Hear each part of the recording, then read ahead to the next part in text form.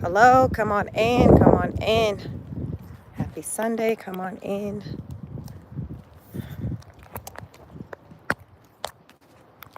Hit the like button as you come on in.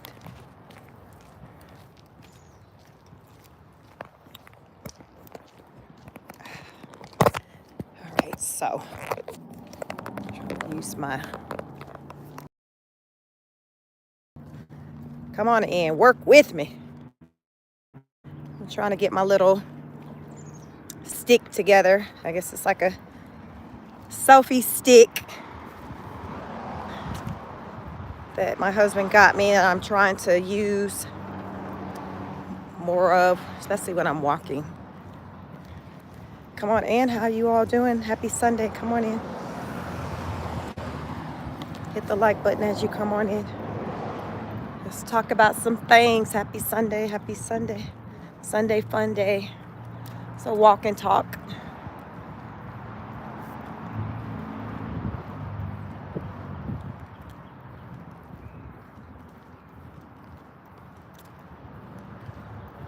Hello, hello. Hit the like button for me as you come on in. Let's catch up. It's been a few days. Hey Eric, how you doing? What's up? We got some things to talk about. It's been a little minute since I tapped in with you all. So I want to check in, do a temperature check for the week as we begin the next upcoming week. What's going on? There's a lot of new things going on. Much of still kind of in addition to what's been going on, but more of it, I guess you can say. More of it, more shenanigans. It's more of it. More people stressed and pressed. I don't know. Is it the season? I don't know. Is it stressed and pressed season? Maybe I need to retitle this video, Stressed and Pressed Season. Let me know what y'all think. So,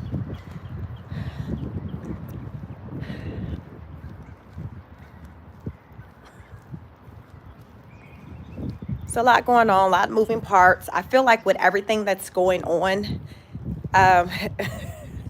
Eric, you say some people crazy. Yeah, some people nuts now. Some people are out. Some people are nuts. And I think I'm not Trump, but Elon getting that energy.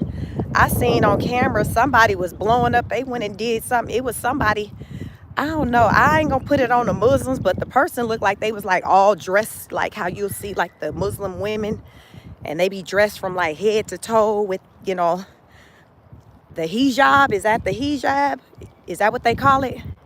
I don't know, child, but somebody looked like kind of like a woman's body was dressed from head to toe in one of those. And I think she was setting one of the charging stations on fire for the Teslas. And I don't know if it was her too in that same video where she done threw something inside of a window to break the window, maybe where some of his other products were. I don't know if that was at like a dealership or something. So when you talk about some people crazy, I think Elon would agree with you. He'll say you said a mouthful and he'll give you plenty of examples on how that may be a true statement. So he's feeling it. I seen him do an interview recently and they asked him if his businesses, if his companies have taken a hit from, all of his attention being on, the government, because I don't know if you all know, but he stays like at Mar-a-Lago. So, Trump lives in Florida. Well, I don't know how he split his time between the White House and Mar-a-Lago, which is in Florida. But Mar-a-Lago is like a residence that he has in Florida. And since Trump has hired him to, handle Doge, Elon stays there on the property. So what I was hearing in this interview, they were saying that Elon doesn't even like go to his businesses, like people like at the plants and stuff, I guess for his automobiles. They're used to seeing him walk around, and they haven't really seen him since Trump got elected. They haven't seen him. So they asked Elon like, have your businesses been taking a hit? And What's up, Speedy? Hello, hello. Y'all come on in here and hit the like button. So they asked Elon, like, what, have your businesses been taking a hit since you've been kind of focusing on this? And he was like, yeah. He didn't really elaborate how. I really feel like he's trying to keep a straight face and to try to come off as unbothered as possible with how his businesses are taking a hit, because he knows a lot of people aren't really here for what he's doing. You got a good number of people that are, but I think the most vocal people are the ones who are not here for what he's doing. And so I think the last thing he want to do is appear as though he's in like this spot of feeling like regret. Like, what did I sign up for? But I really feel like, he's really asking himself that these days, like, oh my God, like, was this the move? I don't know. It's just something about how his energy was in that interview that had me to think that he's kind of questioning, like, did I bite off more than I could chew? Is it worth it for my brand? Because I think it was one of those decisions that he made when he decided to work with Trump. He didn't really think about the ramifications of what he was going to be doing. I really think that just really everyone, regardless of what your political stance is, like what your views are, what's playing out today isn't anything that anyone kind of expected. What's anything anyone's expected. So I'll give him that benefit of the doubt. But the way it's impacting him and his brand, I just think he wasn't ready. He wasn't ready. And at the same time, I don't think that he wants to come out and really talk about really and say like that, like, okay, I really wasn't ready or looking for it to kind of be like this. But given, these changes and what I'm doing, I can understand why it is like this. But I will say, I don't believe at that time when I agreed to, work with Trump to, do these audits, I didn't think that it was going to really impact the brand like this. And so he's not really wanting to speak on it like that, but I can just tell just by his body language and his lack of just the words that he used when he talks about the impacts to his business. He's already worth, he's the richest man in the world. So he still sits in that position. But at the same time, I think they say he's already lost over, either over $1 billion or $1 trillion. I don't know what exactly his network is, but whatever it is, he's lost a significant amount of money. So even though he can be like, oh, well, I'm still rich, but it's still got a sting when you taking a hit like that, because he can continuously take a hit like that. So imagine if he continues over the next 4 years to take a hit the way that he's been taking a hit, where would that leave his net worth? And would he still be in that category as the richest man in the world? I think these are things that he's thinking about. But I don't see him just backing out just because he's Elon Musk, and he's just not going to want to do that. But at the end of the day, I think, his bottom line is going to be greatly impacted. It's going to be greatly impacted. So it's a sacrifice that he's made when choosing to work with Trump and, be a part of the Doge and do these audits or whatever, that they're calling him. This is a sacrifice that he's making. They asked him what do you think? He was like, it's about, just making sure that the U.S. government is ran the most efficiently. View your chat. Yes, I can. Yes, I can see the chat. I can see your comments. So, so this is the place he's at. He's trying to do his best to kind of be a good sport, but I think it's really, it is impacting him, which I think just any person, yeah, it's going to impact you when you see your brand taking a hit because you want something else that has absolutely nothing to do with your brand. So it's not like it's taking a hit because he's now suddenly putting out crappy product. No, it's taking a hit because of what he's doing, his affiliation with the Trump administration, and not so much really the affiliation, but the role that he's playing with a lot of these changes and things that are taking place right now. So he's been impacted by that. So it's kind of what has come with the territory with him wanting to be in government. It is what it is. They said like in 1 month his stock has gone down about 30%. So they said it's pretty much been going down since I think since when he got when Trump got inaugurated. Like, it's been going down for a little bit.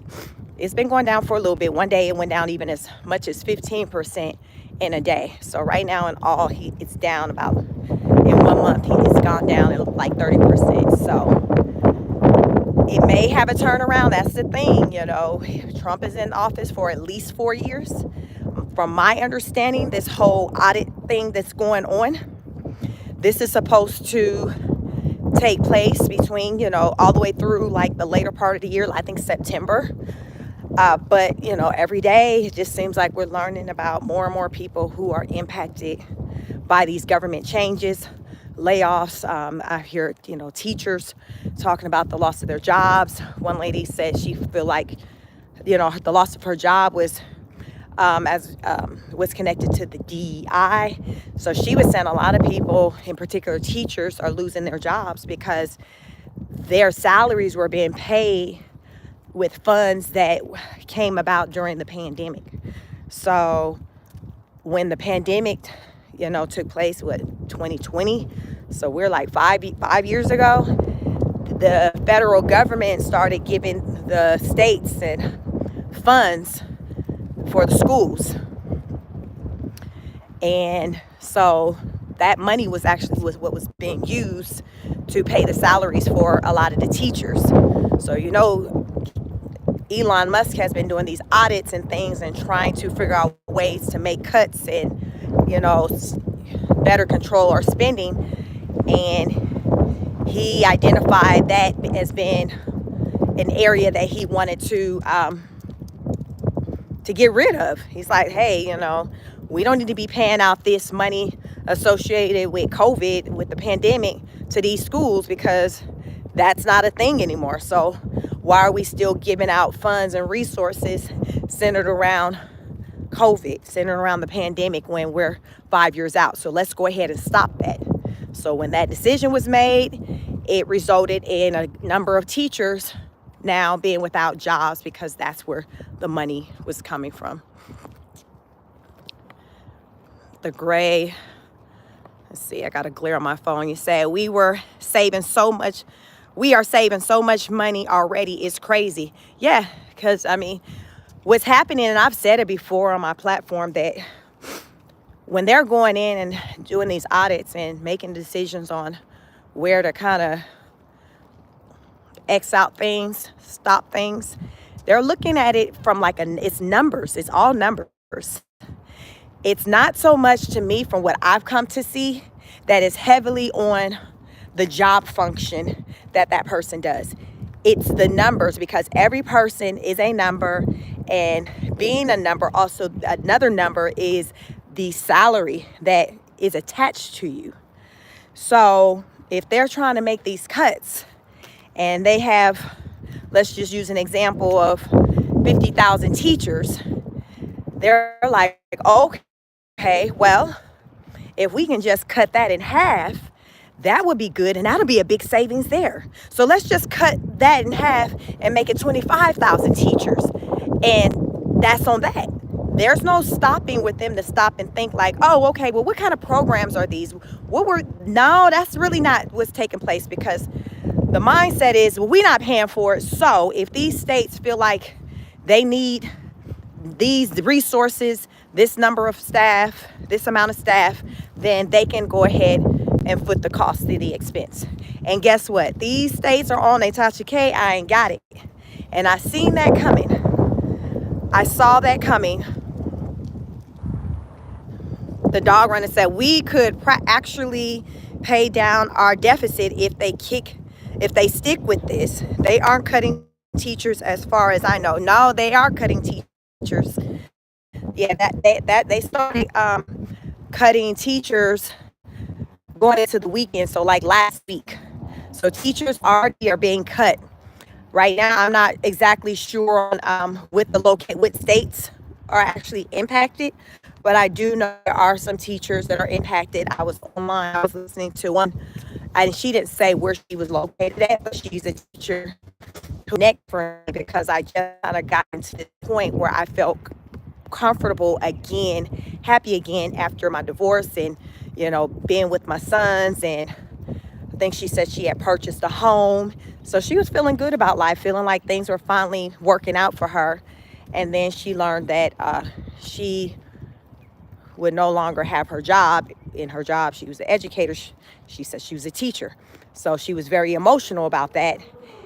So that's how I know, like, there are impacts to some teachers. And she talked about her salary was paid through funding that was coming through as a result of from the pandemic. And when the federal government was like, hey, we're not going to pay, send the states that funding, then that's when they started kind of getting rid of people, because the states are like, hey, well, if the federal funding isn't coming through, because this is what's going to happen. So what's happening is that the federal funding is telling these states, all these states, listen, this is what we not going to do. Now, it's up to you if you still want to have whatever going on, but you're going to have to figure out yourself for each state where that money is coming from. You're going to have to find a way to make money for that, because we're no longer doing it. So that is what's happening.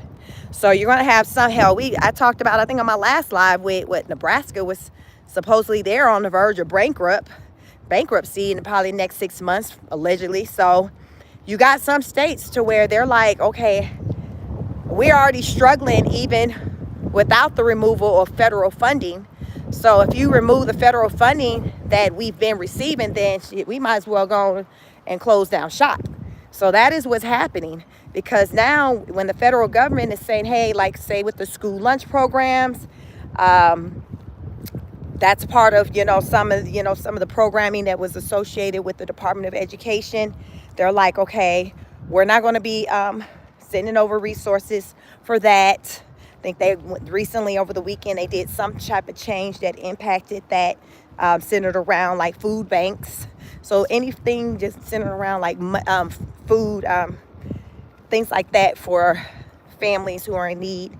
They were like, well, we're not doing that. State, you can pick up that cost. So that's basically where they're at. They're just saying, hey, federal government's not doing this anymore. States, if you want these resources for the people that live in your states, then you need to come up with a way to figure out how to get those monies from the people who live in your state. Dog Runner says maybe they should manage their money better. I mean, it's going to be a lot of maybes and things and recommendations that's going to need to be done, because this is the conversation that every all the state officials and representatives and governors and mayors, like they all have to have a meeting of the minds and decide on how they are going to offset these monies, these costs, these resources that they will no longer receive. So as a result of that, so what's happening is that I think what I was hearing is that the Trump administration want to cut the Department of Education, the numbers of however many people that's staffed under. They want to cut it in half. And they also I listened to what's the new lady who's over the education. I don't know her name, but her position is she oversees like the things center around education. And basically the goal is to just get rid of just the Department of Education altogether. So that's just no longer a thing. So right now, and first out the gate, they was like, okay, let's try to at least cut half of it. Let's cut half of it. But we want to kind of, their plan is to kind of get rid of it altogether. But I guess they're trying to take baby steps, that they may call this, to, just here and there, letting people go. But ultimately, they do not want anyone employed through the Department of Education. So with that being said, from what I'm hearing about, It's going to cut down, like, as far as with the number of teachers. From what I'm hearing is that it's going to reduce the number to like half. So here's the thing, when with reducing the number to half, does that mean, okay, across the United States, if you got 500,000 teachers, are we now just going to have 250,000 teachers across the U.S.? I'm not quite sure what that is. But it's like, as we're seeing, it's like these big numbers that they're kind of releasing at like once. Like, it's not like they're doing some gradual let goes. Like, they're releasing people in heavy numbers. Like, we're hearing hundreds, thousands. Like, it's big numbers that they're releasing people.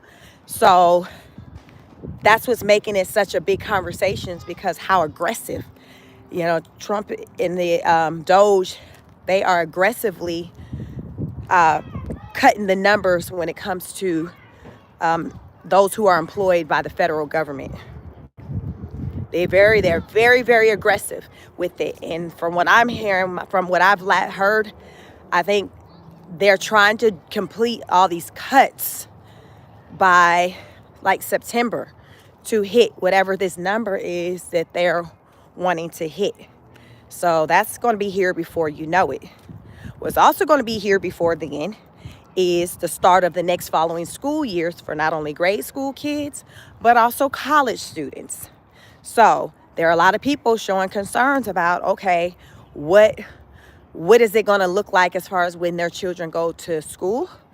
And then, for those who are in college, when they themselves, need to return to college, when their children needs to return to college, like, where's the money, the federal funding that a lot of families rely on to put their children to college, or even themselves to college?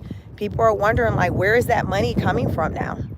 Because if the federal government is like, listen, we ain't got it and we're not, sending it out, then it falls on the state, because they're saying, hey, the state can pick it up. So if the state picks it up, for example, I live in the state of Georgia. If my state says, okay, now we have to figure out, or we have that responsibility, are they going to be like, okay, well, in order for us to now come up with this funding, we're going to have to maybe increase some things, some costs, some expenses on some things, such as maybe taxes, property taxes. Will they need to increase the property taxes? Hell, would they need to increase the state tax? Because remember, this amount of money that our people are used to receiving, the people in, say, the state of Georgia is used to receiving, the federal government is not sending it. So if the state is interested in wanting the people to still be good and taken care of, they have to figure out a way to make up for those funds. So when I think about that, my thought goes to property taxes, and even like the state tax. Maybe the state tax percentage go up by 1%. I think we're maybe now at 7. So let's say if it went up at 8. And then property tax, they do what they do with that. We're raising a property tax because they got to find the funding for this money that they're no longer going to receive from the federal government. So this is what's happening. This is why a lot of people are like sitting in limbo and just on edge, because they just don't know like what the next move will be, because it's contingent on decisions that are going to be made, say, at the state level. At the state level, a lot of people like who are college students, they're in limbo right now as to whether or not they will be attending school next semester, or probably even those who may go in the summer, because they have to make sure that they got the funding, right? And right now it's in limbo as far as where the funding is coming from. So people can't really make plans on like they normally would, like, oh, okay, August, I'm going back to school. Like they're not quite certain on that. They're not quite certain about that, because in order for you to be able to enroll in school, you got to have your financial aid situation in order.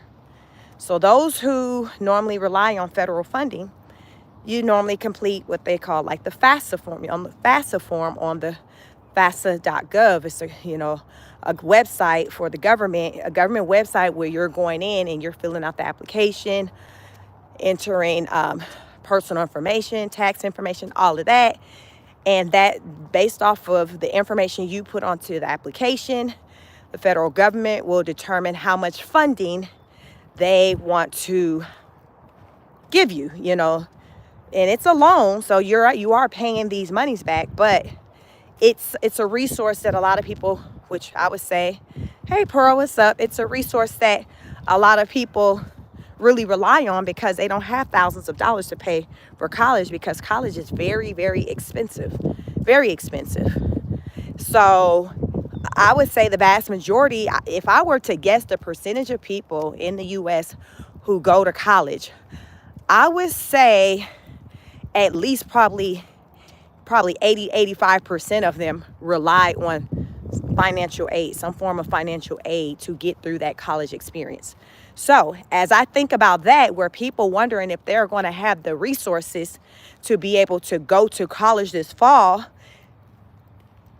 if they do not, guess who else that's going to impact? That's going to impact the teachers as well, because if the students aren't there for the professors to teach because they I ain't got it, they Tasha K I ain't got it, who are the professors teaching?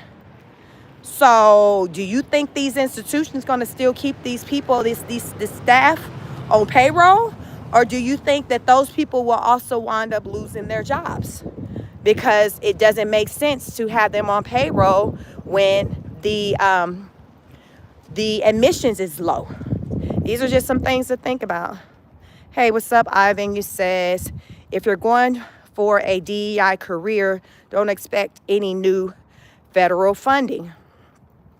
It's a lot of thoughts people have to have right now. And even since you mentioned that, Ivan, as far as like what type of career you're wanting to go into, you now have to just think about how today, that particular career is being impacted. Is that even a career that you're wanting to go into?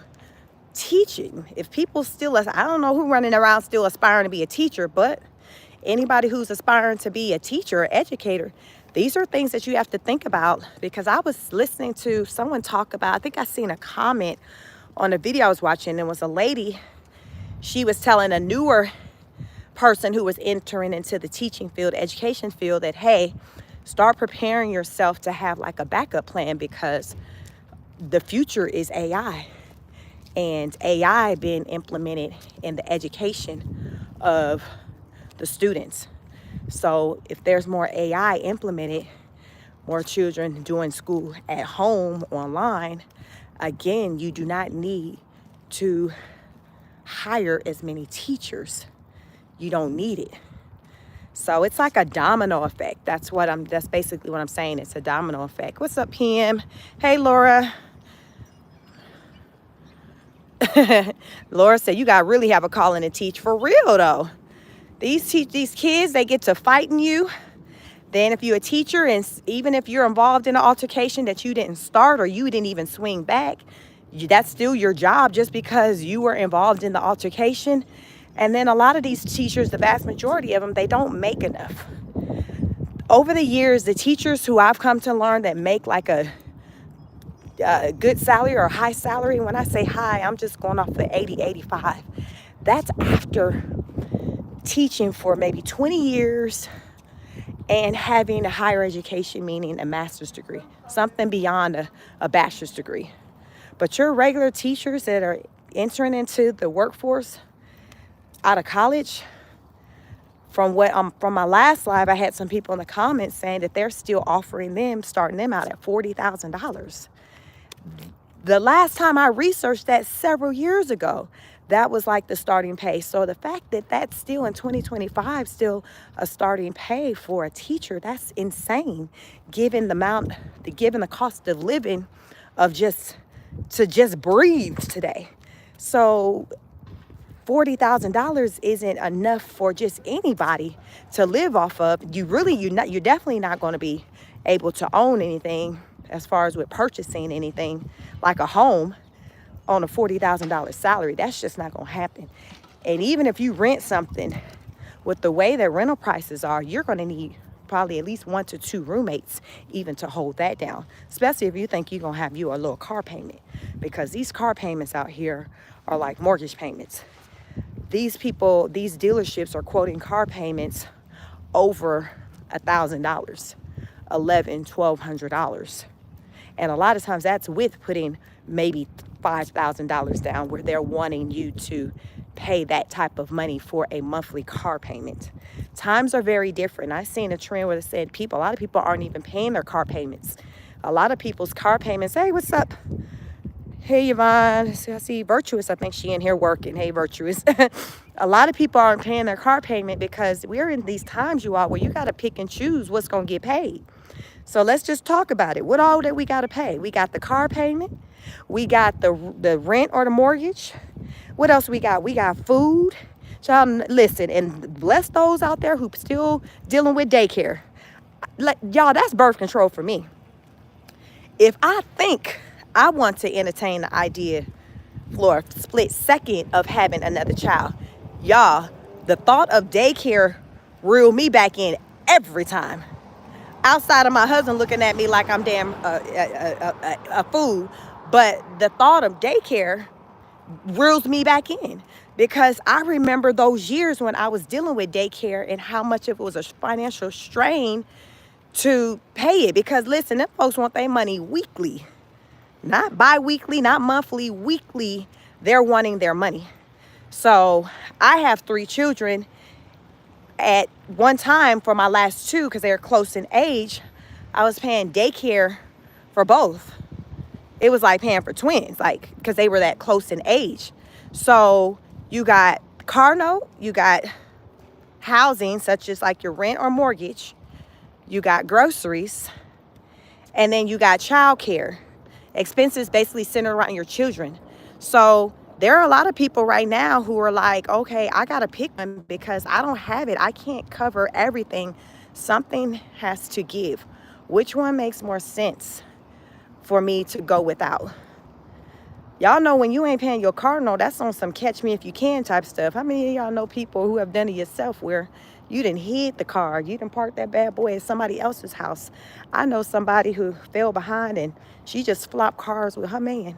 So hell, if they come look for her, they ain't gonna find her car at the address they got on record, because she got his car and he riding around. Hello, he's riding around in hers. But again, I mean, the reason why she did that is because she couldn't afford to pay everything. So she had to pick and choose, like, what's going to make more sense. Like, and she had to pay her mortgage because she's a homeowner. So she had to pay her mortgage. Y'all, this woman still ain't driving around in her car. She been driving around in her man car going on 2 years. She been driving around in her man car for 2 years. Sure have. Because she ain't got it. She's a homeowner with a townhouse here in Atlanta. And then her car that she's been hiding at the man house is a Porsche. No, it's a Maserati. I'm sorry. It's a Maserati. Her man car that she's been driving, I think he drives a Porsche. So she's been driving his Porsche, or maybe it's a Corvette. She's driving like his Corvette, his little sports car, something. But her car is a Maserati. The Maserati has been at his house for going on 2 years, because she fell behind on making the payments because she couldn't afford it anymore. And her job, her profession was a real estate agent. And things got, slow with the real estate market. She just wasn't able to afford it. So people are having to pick and choose what's most important. Where am I gonna put the money this month? Because every month, everybody ain't gonna be able to get paid on time. And that's the situation for a lot of people. Y'all ever hear about that saying, steal from Peter to pay Paul? And then here, don't get to borrowing money from people, because guess what? The next time you get money, you still owe that person you borrowed from and you still have your bills. So it's almost like you're in this cycle and you're not getting out of it. This is the condition that people are in today. PM says, OMG, what is she gonna do? I guess continue to keep the damn car at her man's house. I told you it's been about goddamn 2 years. I told you it's been like 2 years. She don't drive the car. She doesn't drive the car. She drives his car. So they got to find it first to repo it. Like, that's the thing. Catch me if you can. Like, she on, I guess it's that type of time. Shit, she's still riding around his damn car. Every time I see her, she got his car. But I know the situation though, but she just one person. So don't think that she the only one doing stuff like that. Think about those who don't have nobody else that they can swap cars with. Where they got to drive the car and they just on a wing and a prayer and just hoping that in the middle of the night, you know, somebody ain't coming to repo the car. Say they don't even have a garage, because y'all know in Atlanta people will live in an apartment with the quickness and have a Porsche parked outside. That's the norm. That's the culture here. They don't have no mindset. Okay, well, let me damn buy me a house first. No. It's like they just go off of whatever they want. And so some of them like, no, I want this nice car, so I'm gonna get this nice car. So you have those people to where they don't have a garage to park that vehicle in, and they just hoping that somebody ain't catching up with them. You know, a bill collector isn't catching up with them. Y'all, these are like the thoughts that people today are having. Hey, Reggie Greens, what's up? What's up? Virtuous says, if she's driving her man car, then give them people back they car. Yeah, but then, so here's the thing with, that's going to be the repo on the repo, I guess, on her credit. Right now, it's just it's just showing late payments. I would think, I don't know, I would hope that at least while she's still ducking and hiding the car, she's still making payments on it and maybe working herself to get to a point to, be caught up in the payments. So there is still that chance, where while the car's hitting, you still kind of making some payments to try to get caught up on it or whatever. So, because I want to say with her truck, with that vehicle, the Maserati, I think one tire is like $900. I think it was, I remember some years ago, she was needing tires, and they were like $900 per tire. So shit, you need 4 of them bad boys. So listen, it's rough out here. It's hard out here for a pimp. I told y'all it's hard out here. People going through it. People are going through it. PM said, this is crazy as hell. Ivan said $600 Gucci belts and a bus pass, right? Because these same people who I'm giving scenarios from, these are people who, like I said, they lay homes. They got very nice homes, eat good, go to nice restaurants. They just fell behind. So they living like a good life as far as with every day, with the things that they do. Now, fortunately, this person I'm talking about don't have any children. She don't have any children. She's, a single woman, or she got the boyfriend, but she's not married, no kids. But this is the situation. Rolana, what's up, Rolana? So glad you so glad you left Atlanta. So yeah, this is how they roll in Atlanta. But I'm not silly enough to think that this is the only place they roll like that. I'm sure you got them like that in other places too. It's just about priorities. You got a lot of people who have misdirected priorities and who prioritize materialistic things over like the most important things that we need. And they wind up in situations and it's just like, oh snap. And you try to, now at least this person with the Maserati, they are a homeowner. So it's like, okay, they do have a home. And they got a Maserati. So it wasn't like, okay, she living in an apartment. She is a homeowner, but she's hiding the vehicle. So she can't drive it. She ain't been driving in a couple of years. And if she do drive it, she can't bring it to her house. She can't park it at her house. She got to make sure that, it's parked at, the boyfriend's spot. But here's the thing. I would imagine how these repo people, they might get to a point where she probably don't even drive it at all. Because I would imagine they probably get to a point to where they may start following you and stuff. And you mess around, be sitting at the restaurant at Cheesecake Factory or something and see your car getting repoed, from the parking lot. Like stuff like that happens. So I don't think she drive it at all, to be honest, but I've heard stories. I think it was Janae Aiko, the singer. She was in California at a restaurant, and her car, I don't think it got repo. I think it got stolen, but she was sitting in a restaurant and her car was being moved out the parking lot while she was sitting there dining with her family. I remember seeing that story in the news or whatever. So, you know, people will kind of watch you and, you know, make moves when they think you slipping. You know, it happens. So you gotta stay on your P's and Q's, especially when you know everything ain't on the up and up in your life. You gotta make sure that you kind of really vigilant. And I'm sure because of what's going on with her, you know, this woman, you know, who I'm talking about that I know, I'm sure she's kind of very kind of look over her shoulder type because she know them folks on her. It's hard out here. So with that being said, let's talk about the $150,000. You know, so from what I hear, Trump is wanting anyone who makes $150,000 or less to be exempt from taxes. Now, what I'm wanting clarification on, I hadn't figured it out yet, is if it goes by household, like how you file your taxes, or is it by individual? Because let's just say in the household, if you have a combined salary, a combined income of the 150 or above, do that mean you all still have to pay taxes, even though it's taking both of your incomes to come together to make 150? Or does it go off of each individual person? That's the part I'm curious, because that's going to make a difference.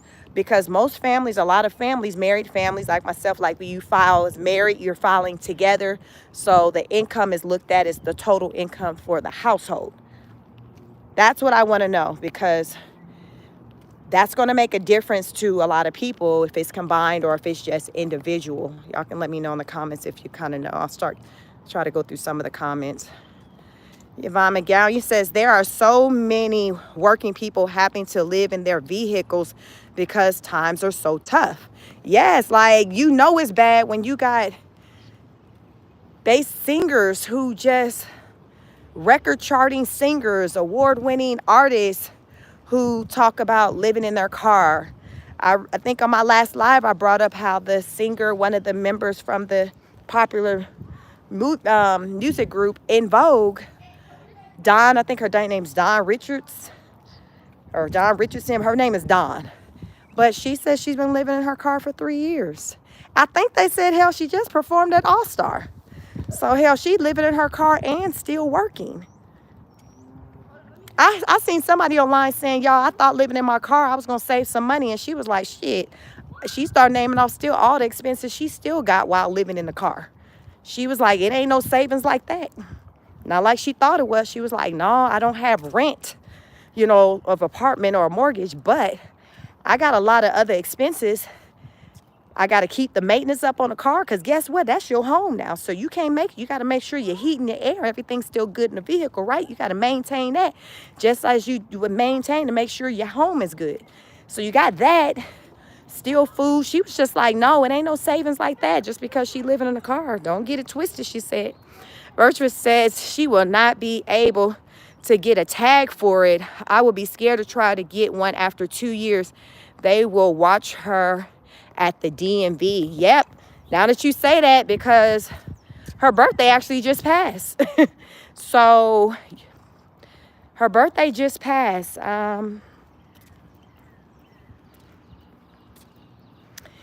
Here's the thing. I don't see, she still pays insurance on it. So I don't know if necessarily just because she's behind on her payments, because like I said, she may be making payments on it, but she's just not caught up. From my understanding, like with that DMV, like as long as you're carrying insurance on a vehicle, then it, you know, the DMV knows that, okay, it's still legally able to be on the road. From my understanding, is when the vehicle is no longer insured, that's when like the message goes to the DMV, and then Houston, we have a problem. So I'm wondering if, because she's still been keeping the insurance up, because I do know she still pays the insurance, if that has her good in that area. I don't know, but she just had a birthday sometime, I think last month or something like that. So the tag, you know, here in Georgia, you renew your tag is renewal date is your birthday. So that time would have been in February. And so I don't know, but that's something to think about. Ivan says exempt from income taxes and all taxes. Yeah, so that, I mean, that sounds gravy, but again, I'm wondering, is it centered around the total income in the home under, if you make less than 150, or each individual person? Because I'm married, so I'm two people, that's two incomes. So do my income and my husband's income have to be under 150? Or if they see, hey, both of you individually don't make 150, so we'll give you this break. I haven't heard that yet, but that's a question I had. Versus I heard that, I couldn't believe it. Laura says, and try to get sick. Ivan said she still had wig money though. Yeah, she still keep her hair done, Ivan. Virtue would say utilities should be free. Brolena says the positive thing about Atlanta, in my opinion, was that people were more tolerant about your preferences. It's a huge, diverse city. Yes, that is very true. Very diverse. Laura says, I'm cooking and listening. Music industry exploits. Sports industry exploits. Engine of keep wealth families. Yeah, Georgia's a very diverse location, so you're definitely right about that. You see some everything. So if you basically somewhere, living in the closet, living in secrecy because you worried about what the people in the community gonna think of you, yeah, go on ahead and come to Atlanta, because these people out here don't give a damn. It's free for all out here. You definitely can come out here and do you. So it's definitely a city that welcomes all. So I've been living in Georgia for many, many years. So, I mean, I like living here. I'm from California, but my entire adult life, I've been living in Georgia. So, but it's definitely diverse and a place where you can kind of come here and just live how you want to live. Rolena says yes to the LGBT part. You will be protected and have allies. I love that for them. I'm heterosexual, but an ally. Yes, I mean, I don't think that anywhere, regardless of how you choose to live, your life should be in jeopardy because of that decision. So Atlanta is definitely one of those places to where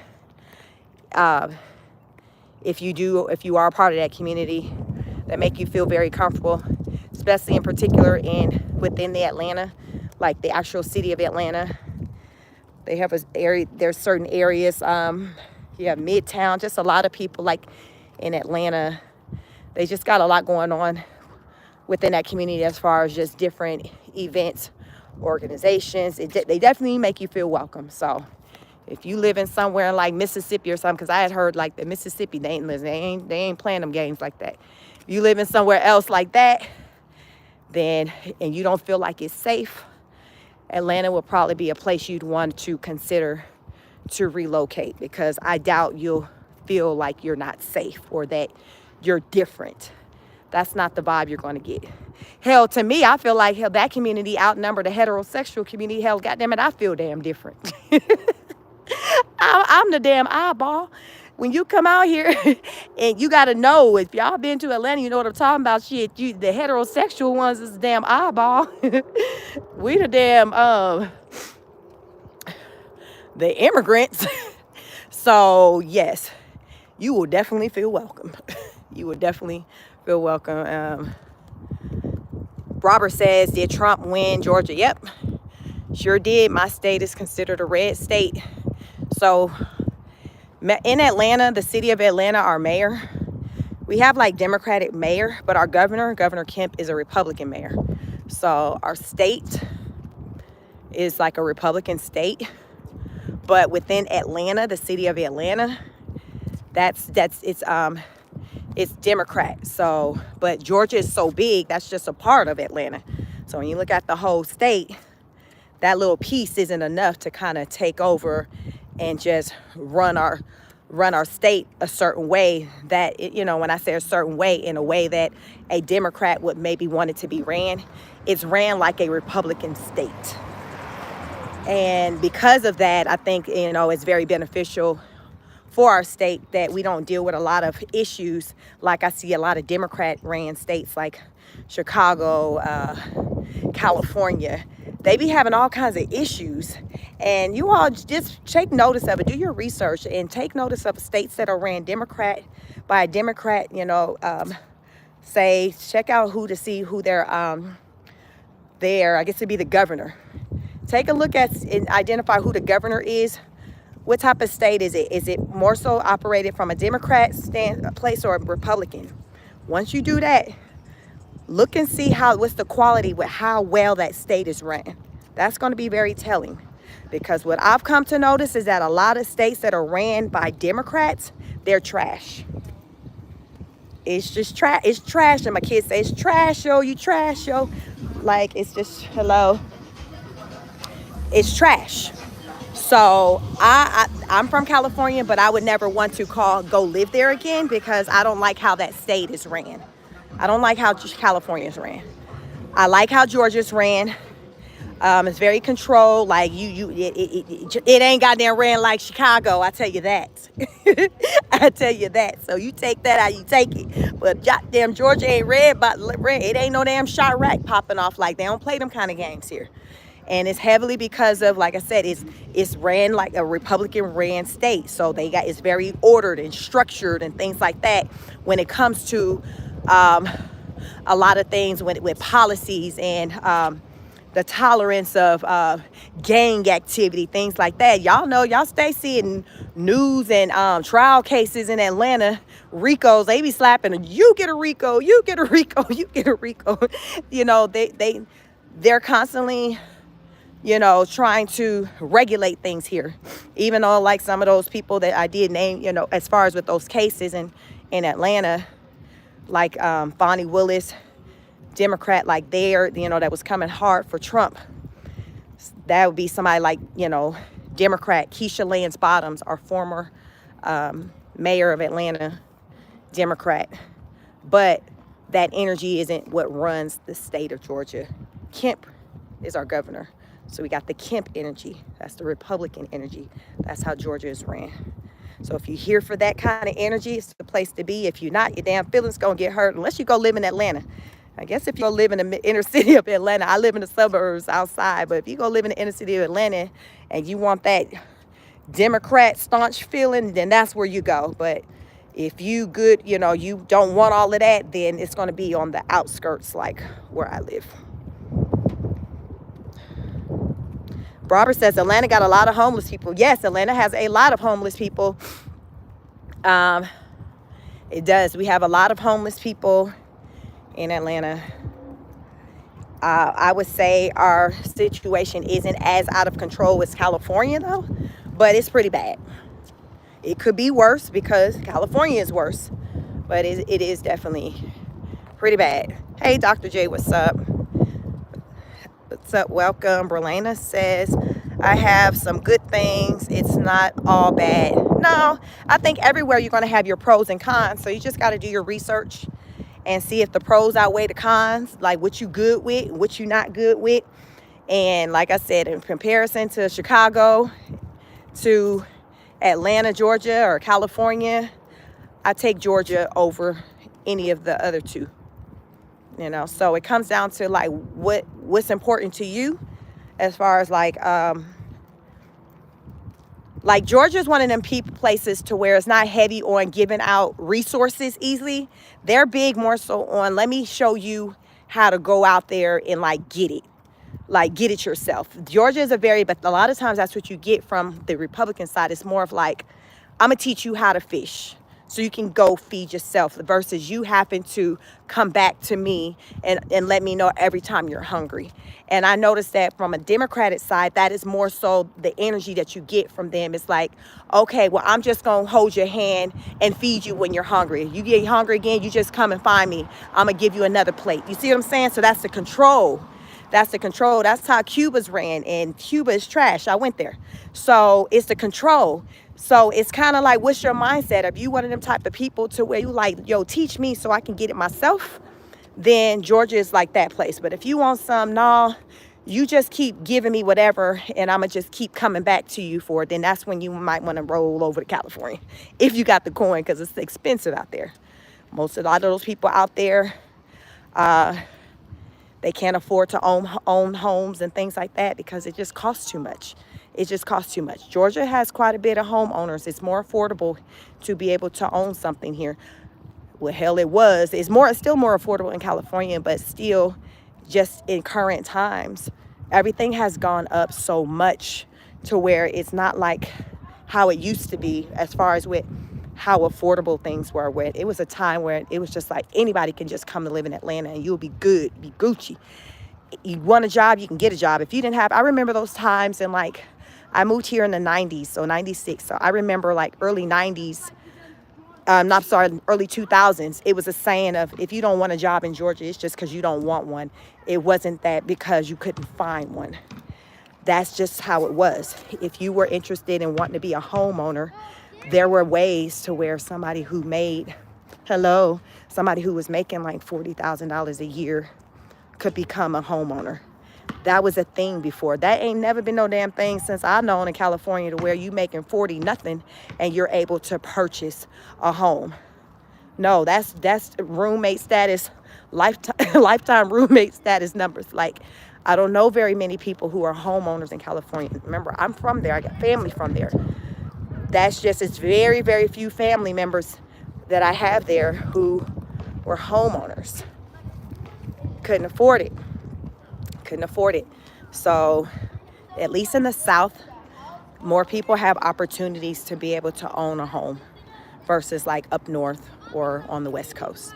So you just got to do your research depending on what it is that you want out of life, and go where it makes sense, because what makes sense for me may not make sense for you. So again, it's going to be based off of what are your needs, because all of our needs are different. What are the needs of you and your family?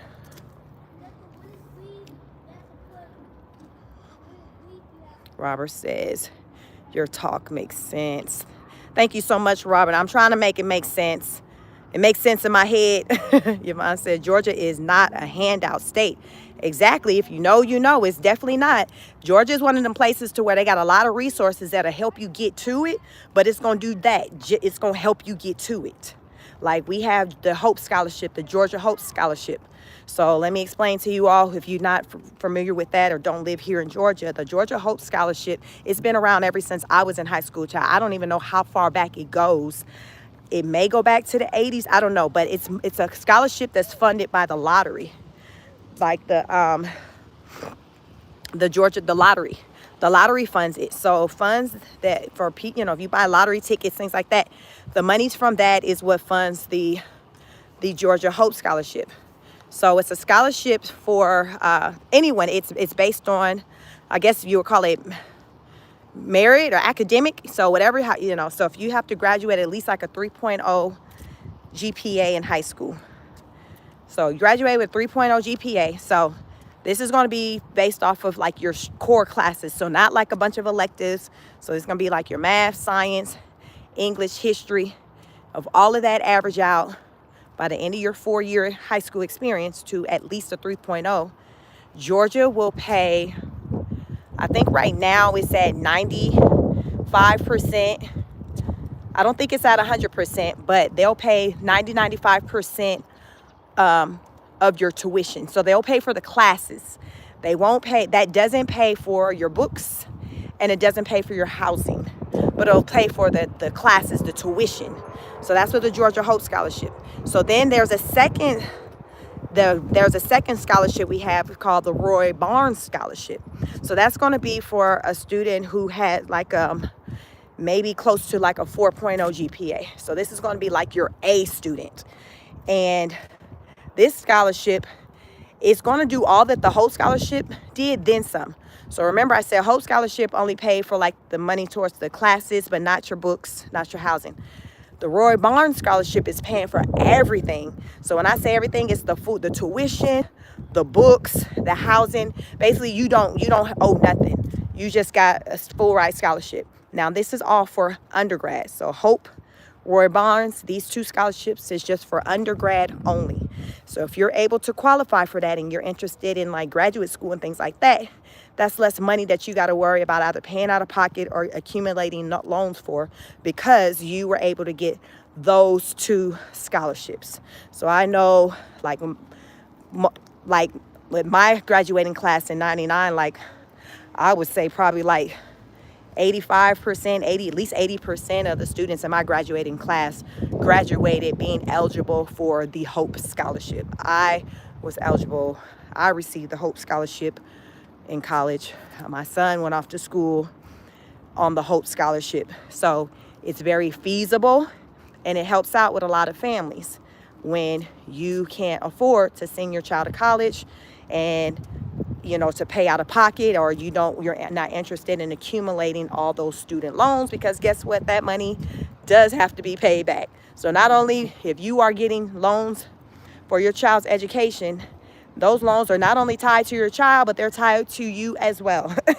So parents, if you're filling out FAFSA, guess who? You're entering your personal information in there to qualify for your student, your son or daughter to get funding for college, because your child doesn't have income like that just yet. So they're basing it off of your income. So you both are tied to that. Robert says, which states is more affordable to live, Georgia or Florida? Georgia is going to be more affordable. Florida, so here's the thing.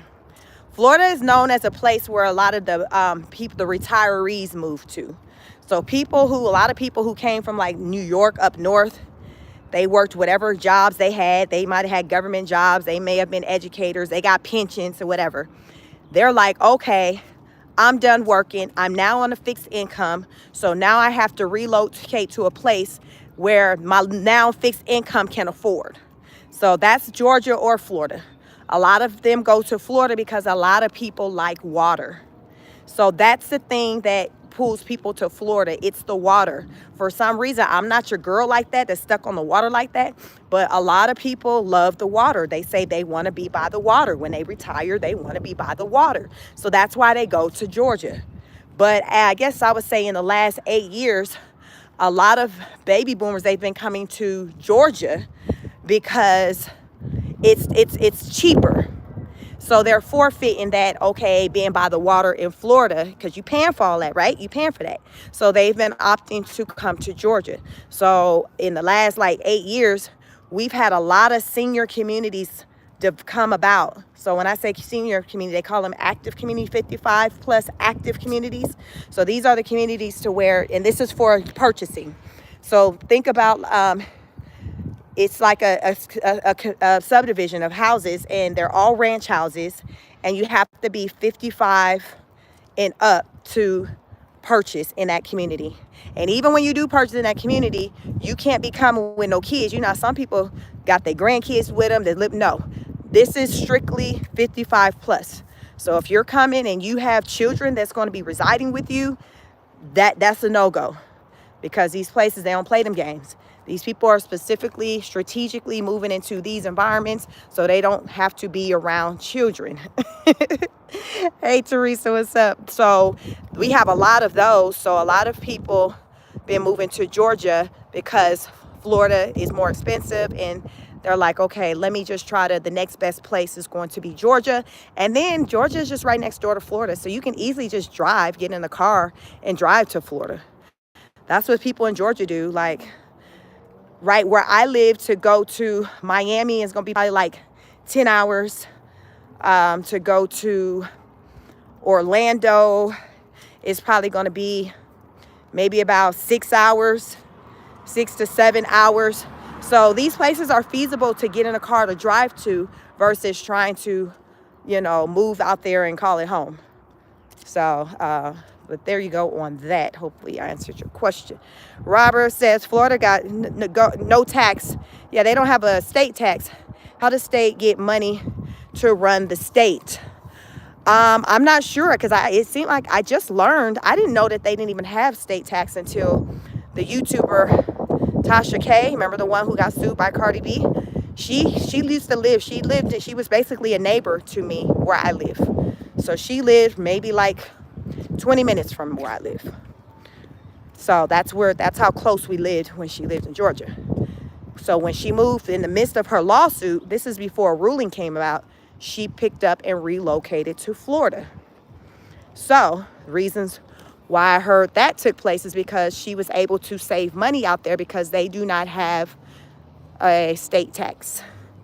So that's something that she didn't have to, have as an expense, a state tax. She already got to fight this lawsuit, and she has staff. So it just made sense financial sense for her to relocate to Florida so she can save some money. So that's also, I guess, a benefit for people who live out there. Also, it's been heavy in the media about the governor DeSantis wanting to get rid of property taxes. So, Robert, maybe they take care of a lot of things from the property taxes, because remember, property taxes is based off of the price of your homes. So the more your value increases in your home, guess what? The more property taxes you have. So that's what I'm thinking that Georgia may try to do, because remember, with the removal of the federal funding, these states are now going to have to be responsible for how they come up with these monies, resources, and things like that. That was once the responsibility of the federal government. So the federal government was like, nah, we don't even want that to be our problem no more. You got it. So they're kicking it down to each state. So therefore, each state has a responsibility on how they're going to get these funds. Property tax is like a very easy way for these states to get funds. So Florida may get their funds through the property tax, because usually every time I'm listening to news centered around property taxes, is Florida. The conversation is centered around Florida. So that tells me that must be like a big thing in Florida, the conversation centered around property tax. It's expensive, and then you got more expensive parts of Florida than other. So Miami, that's Miami, that's expensive. That's the hot spot. That's the place where everybody want to go. That's where all the water is. They got them high-rise condos. Like, y'all remember that building that fell up? What the hell happened to that building some years back? It was about 5-6 years ago.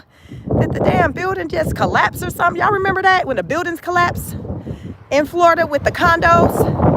And I think it had to have been some casualties. I can't remember the exact details, but I remember it was crazy. It was a big old tall building, and it collapsed. And those condos each of those condos, they were in the millions. They were worth a lot of money. So they're getting their money. So it's likely that they're getting their money is coming through the property tax. So that's just a thought for me. But Florida isn't a place that I'm really familiar. I don't have anyone that I have like close ties to that lives in Florida. I know a lot of people who goes back and forth or who have family there, but my family isn't there. My family is in Georgia, Las Vegas, and California. That's where my family is. Remember, I'm from California. My mother's from Las Vegas. So, but Florida, it's a lot of people in Georgia who from Florida or who go back and forth to Florida very often. Hey, Lex man, what's up? Believe me, can I ask you, what do you got? What's your question, Lex man, what's your question? Yes, I remember. Yvonne said, so you remember when that building collapsed? Virtuous says, yes, Florida always have like the thousands of the sinkholes bad. Yeah, Laxman, were you born beautiful or grown up to be beautiful? I'd say I've consistently looked how I've looked all my life. I'm consistent out here in these streets. I've always been consistent.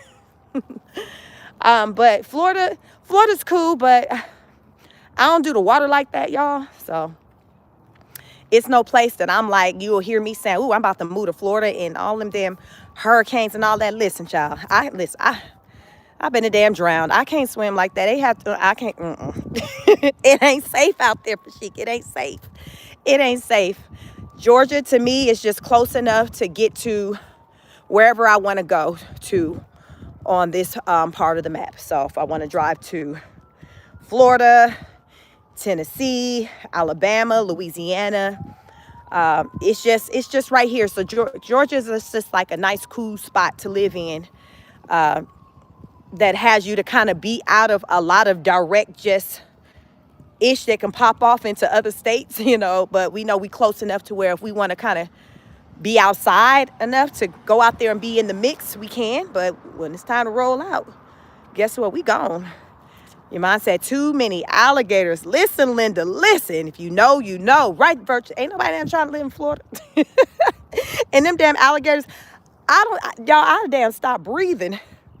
I probably damn stop breathing if an alligator damn crept up on me, because y'all know I be damn walk running my mouth. Can y'all imagine me damn walking doing a live with the damn stick, and y'all ask to see the damn alligator walking beside me, and y'all know I get to talking. So imagine y'all see the goddamn alligator, y'all trying to type in the chat, bitch, turn around, it's coming. I ain't even paid attention to what fuck y'all said, because y'all know sometimes I will go talking for a straight 40 minutes. Y'all done seen my black ass get eaten up live on camera. My fucking ass gonna make Fox 5, CNN. I'm gonna make all the news outlets, because they be like, we tried to warn her. Okay, that would be me. I talk too damn much to be doing all that. I can't do it. I can't do it, y'all. I cannot do it. Be all across the news. My damn ass then goddamn ate up. My locks laying all on the damn ground. Y'all ain't finna get me caught and be on damn TMZ and shit. Cause I done got my damn ass damn ate up by the alligator. I can't do it. So Georgia is close enough. It's a skip and a hop away from Florida if I choose to want to go to Florida. That's on that. That's on that. But if you know, you know. Y'all know, like, shit, Florida a different kind of place. They got different kind of stuff that pop off there. So it's about just what kind of time you on. I'm not an outside like that type person. So where I'm at in Georgia is cool for me. But like, if you like to be outside in the mix, you trying to be on your Cardi B type, then that's where you damn go. Me and Cardi B ain't got a damn thing in common. So I can't do it. I can't do it. I cannot, and I will not. Let's see. Robert says, are Americans happy with Donald after election?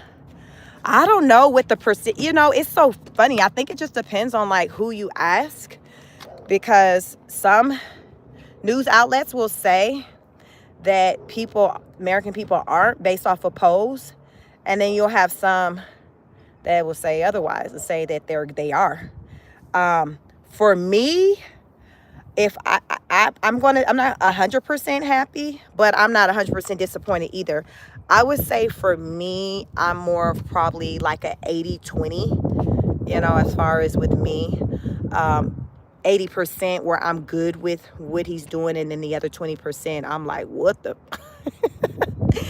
But in all, I felt like he was still better than, the alternative person to vote for, the Democratic nominee. I just wasn't with her at all.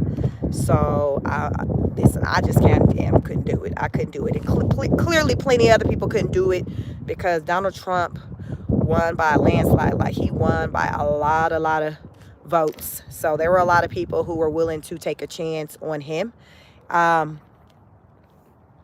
To do something different, to try something different than what we've been experiencing with the Democrat, with the Democrats running things. So I think a lot of people were just ready to try something different. So we are definitely experiencing the different. We're experiencing the different. A lot of people aren't here for the different. And then you got a lot of people who are like, well, shit, hell, it is what it is. We got to go through some things to get to that better place. I like to call it, what I say, growing pains. But there's things, that has me to think like, wow, like, I didn't realize it was going to be like this.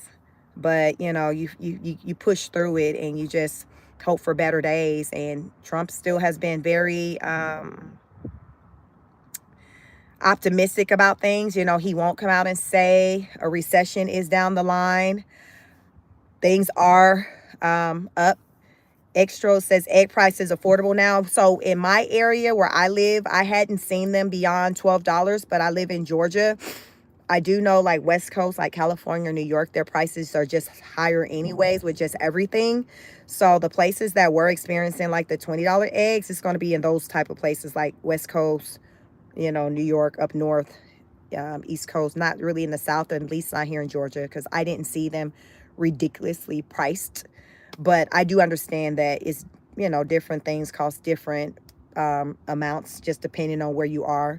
So as I've been kind of reporting on the pricing of things, I've been kind of taking that into account too, because I have had some people on my live who lives in different parts of the country who have talked about the pricing on like their products and their eggs, and they hadn't seen it be like $20. So that's why I'm like, okay, clearly it's going to depend on where you are. I would say the times I've seen the high prices, it was probably like New York, where I've seen where there's been actual news reports centered around the cost of eggs, and it was like New York, and y'all know everything is expensive in New York. Dark Matter says on Colorado, the eggs went down by $3 to $4 in the last few weeks. Okay. Yeah, I don't buy eggs out of the store. So the last time I priced them about a week ago, I priced them just for, to learn, see what they were, just to talk to you all about it, because we have someone who we just personally get my husband works with someone who she has like a farm and things like that. So he buy the eggs from her, and he's been paying like $12 a carton for eggs. And that was before it was the whole egg price craze. But they're like fresh, like and things like that. So we're used to paying $12 a carton for eggs. But there was a sign that advertised a limit to how many cartons you can buy at one time. When I did see that in the store maybe like a week ago. You were limited to it didn't. First, I thought it was odd that it didn't tell you how many you were limited to. It just said, hey, there's a limit on how many you can buy. So I just kind of looked. Of course, I didn't buy any, but that was what it was. Robert says, I live in Canada, and we are hikes with high prices for everything. Yes, I seen a woman on the news who said that she regularly crosses over to the States to do grocery shopping at like Sam's, because it's cheaper to do that than to shop in Canada. I've never been in Canada. It's on my bucket list. I'm hoping to make a trip there next year to visit, because I've just been wanting to go there forever. But she did say that things are just a lot more expensive in Canada than they are in the States. So I didn't even know that was a thing that people regularly, or it was common for people to just leave Canada just to go grocery shop and do things like that. So she was like, that's the norm for her. But with this whole tariff situation and the 25%, she just didn't know really what she was going to do, because it's just like, okay, well, I can't afford to be paying no 25% either, but things over in the States are cheaper than Canada. So I'm in a situation. So she was one of the people early on with the tariff conversation that talked about how her as a Canadian, how it was going to impact her. And she had to kind of figure that out and navigate through it. What's up, Karen? We got New Jersey Karen in the house. Karen, you know what your egg prices are in current times. I know you've talked about in the past. Hey, Dark Matters, what's up? So you all welcome. Please hit the like button for me. Dark Matter says they peaked at $12 here in Colorado, now around 7 or 8. Okay. So, and I was just in the store earlier today, and next time I go in the store, I have to check out our eggs here in Georgia to see what our prices are at. So here's the thing. The most expensive one was 12. I wouldn't have bought those anyway. It wasn't the brand I buy. I normally would buy like the store brand. So we have a grocery store here called Kroger's. So buying their brand at the time, like a week ago or something, theirs were $5 for a dozen. Normally they would have been probably half the cost for a dozen. So that was on that. So gauging off of that, I got to see, is it trying to go back down to like the $2.50 mark, because it was at $4.99 for the Kroger eggs, which is what I used to buy when I used to buy eggs. I haven't probably bought eggs in probably about 4 months. Karen Jones says other bigger grocery stores are more. Yeah, I haven't yet. So that pricing that I recently did was just for Kroger. So I'm not even sure what our Walmart price is. I haven't shopped in Walmart in a while. It's not really my go-to. Typically, my go-to is going to be Kroger, or lately that we have a store called Ingles. So I've been, going there, and they're, I would say probably out of all three of them, they may be like the cheaper store, but it's just not like super popular. So I haven't gone to Walmart to see like what they talking about, what kind of prices they got going on. So yeah, but from what Trump has been talking about, what I've been hearing is that there's things been going down, like interest rates, energy, like that we've been there's been some things, going down in the last, week or so, which is good, I just think those things just aren't talked about. PM, you said I loved Ingles. Yeah, I just started going back there. I just was sleeping on it years ago.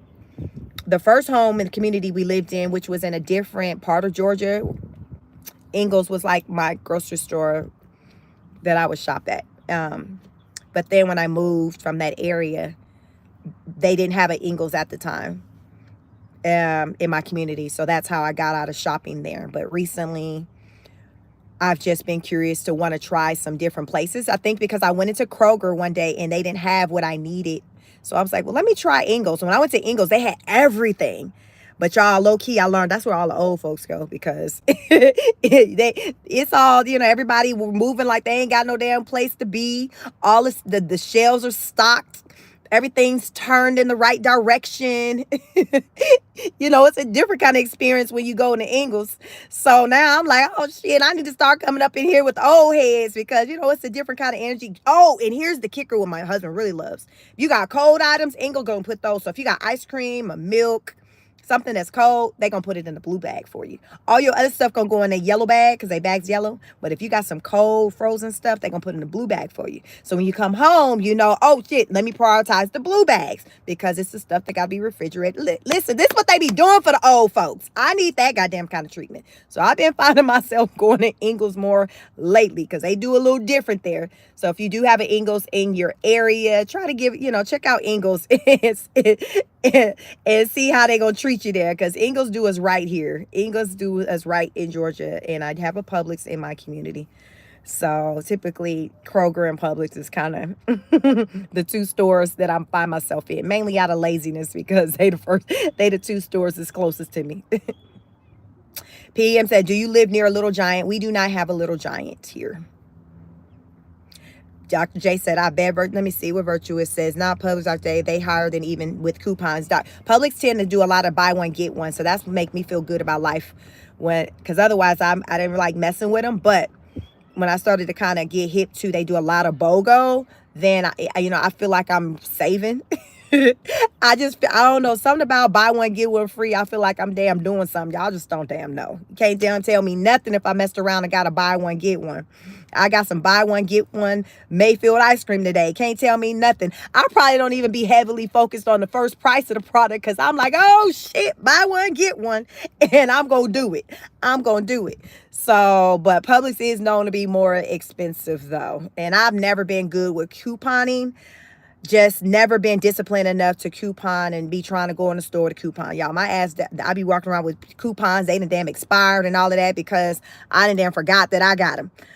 I'm just not the best with couponing. I do better maybe if it's like a fast food restaurant or something like that, and I drive around with them in my car, and I'm like, oh snap, I got this coupon for Subway or something like that. But otherwise, grocery stores, I ain't there yet. I used to put everything on. When I get 40, I'll be better, child. I'm 44, so we'll try it again at 50. We gonna see we gonna see at 50 what the hell your girl gonna be able to do. Because right now, I ain't got goddamn time. I had to be goddamn cutting out shit, getting your little. But folks that be on it, they be on it. They be like, listen, they got a whole system in place. So if you about that life when it come to couponing, more power to you. Do your thing, do your thing, do your thing, do your thing. I'm just not there yet. So we gonna see what 50 looking like. Aqua said, BOGO gets me excited too, y'all. I get real excited. The kids in the family be like, what ice cream we got? And I tell them what ice cream, like, goddamn, that one went on BOGO. Shit, you getting what the fuck was on BOGO. I understand you like that flavor, that ain't the damn one they had on damn. That ain't the one. Me and my husband shop different. I'm a price person. I'm looking at price. He's just looking at shit. He's buying shit to make his heart feel warm and fuzzy. I don't give a shit about feeling warm and fuzzy. I'm looking at that bottom line. So I'm buying the damn shit that got the lower price. He looking at the shit that he damn like. But motherfucker, that ain't on sale. So you can't like that one today. You finna goddamn like whichever one that's a buy one, goddamn get one. Shit, pick one. They got goddamn 5 flavors. You better you better pick 2, because that's all we doing today, because it's buy one, get one. So that's the kind of energy I be on when I'm in. Anyone want to go with me to the store? So that's what I be on. So yeah, you get what the hell I with what's on sales hell. Virtuous says, yeah, but they buy one is the but the buy one is the cost of 2. So are you really winning? I would have to stop and just deep dive into that, because listen, I see the buy. Well, like for example, if it's the ice cream, if I'm seeing it's at $5.49 in my mind, I don't think that's a lot for, the carton, of the, I don't know how much in quantity is, but I don't think that's a terrible lot for that amount of ice cream. So if I know I can get 2 for that price, I'm like, okay, that makes sense. So I see what you're saying, but a lot of times when I look at the number of the one, it don't be nothing that just where I'ma just clutch my invisible pearls, the half a gallon. So I'll be like, okay, I'm good with buying another one, like a salad dressing. I might see maybe one bottle might be maybe around $3. So however much it costs, Wishbone, whatever. And Publix not that long ago had a buy one get one with that, so I picked up 2. But I see what you're saying. You got to pay attention to the price of the first one. But shit, I be so stuck in my excitement. Listen, me and Brolana shit, like, listen, they had us at buy one at BOGO. They had us at BOGO. So Dr. J said, virtuous note, Publix knows how to make you feel like we are saving. Their prices are indeed extremely expensive. Virtuous, okay, so depends on the product I get. Yeah, I think it's going to have to be probably, because like I said, the ice cream, if I see it's almost $6 and it's buy one, get one, okay, that's each of them say being what, $3? In my mind, that don't sound that bad. So I do think it's probably going to depend on which you're buying. But yeah, we probably do want to drill down onto that price and be like, okay, well, let's really pay attention to how much this first one costs. Child, we got to be thinking like this in these day and time, because the way these prices going up and people losing their jobs, we got to be strategists out here when we're going out spending money, because this is just the way it is. Right now, no job, no industry, nobody is safe or off the chopping block with, jobs. Dr. Virtuous says, Dr. J, we got to win Dixie. Yeah, we got to win. There's Win Dixie here in Georgia, just not in my community. But you will find them, here and there. But we have to just be strategic with how we spend money these days, because you just don't know when you'll find yourself kind of unemployed. And maybe if you are in a 2-income home, you're down to 1. These are just different types of times. And it's just unfortunate that, we many of us, or most of us, I would like to say, work so hard. And to think that, even though you work as hard as you do, you still have to think about the fact that just like in a split second, like your job can be gone just like that.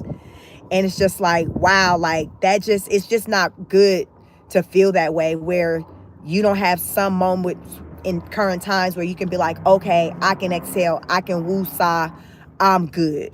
That's just not where we are. We haven't kind of been there probably in a little bit, but it's probably going to be a while before we can probably even get to that point. Probably maybe closer to 3 years, because I even think still with all the stuff that Trump is doing, it's going to take a good 2 years for us to feel the impact as far as for the win, the positive, that the positive of it all. I think it's going to be at least a good 2 years before we really like feel it in a positive way, where we're like, okay, I see what he was doing. We're here now. Things are a little better, they're a lot better, but at the time it was rough. I went into shock. I was in my feelings, but now that time has passed, okay, so this is where we got. Like, I think it's going to be one of those things.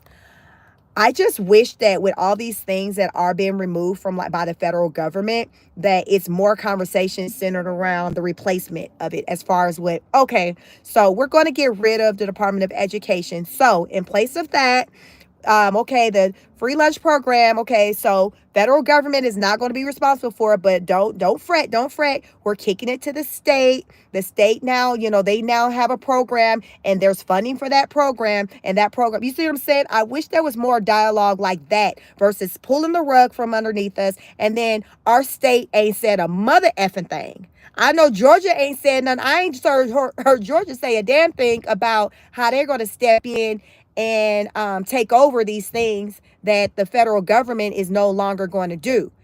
Hell, I think these states have been just like everybody else, just looking crazy, like, what the hell? But I haven't seen any states talking about, okay, don't worry, we got you, you know, Georgia residents, California residents, Florida residents, like, we got you. Like, really, the most I hear of a leader for their state speaking, I'm going to say DeSantis. DeSantis gets up and talks a lot for Florida.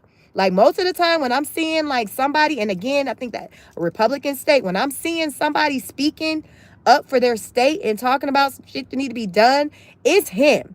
Don't get me talking about that goddamn what's that one in Florida? He damn thing. He a content creator like me or something now. He got a podcast now. What's the one? What's the governor name, y'all, in California?